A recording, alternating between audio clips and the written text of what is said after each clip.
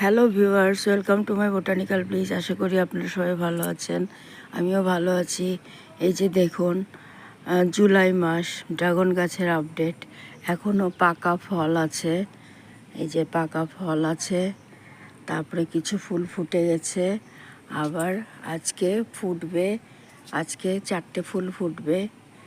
এই দেখুন কাঁচা ড্রাগন আছে, আবার ছোট ছোট কুড়িও আছে।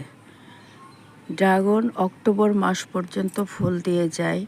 আপনারা চাইলে বাগানে খুব সহজেই ড্রাগন চাষ করতে পারেন। এর প্রচুর মাত্রায় ফুল হয়, প্রচুর মাত্রায় ফল হয়, কাজেই এই গাছ করতে বেশি খাটনিও না।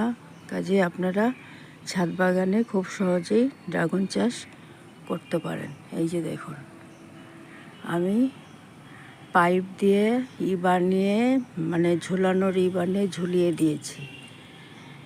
ড্রাগন গাছকে ঝুলিয়ে দিতে হয়, তাহলে বেশ সুন্দর হয়, সুন্দর মতো ফল হয়। আর সপ্তাহে সপ্তাহে খোল ভেজানো জল অবশ্যই দিবেন, এতে করে ড্রাগন বড় হবে সাইজে। আর পিঁপড়ের জন্যে সাপ ফাঙ্গিসাইড স্প্রে করে দেবেন, এতে সুন্দর হবে। ভিডিওটি ভালো লাগলে প্লিজ সাবস্ক্রাইব করবেন, সাবস্ক্রাইব করে আমার পাশে থাকবেন। আজকে আসি, টাটা।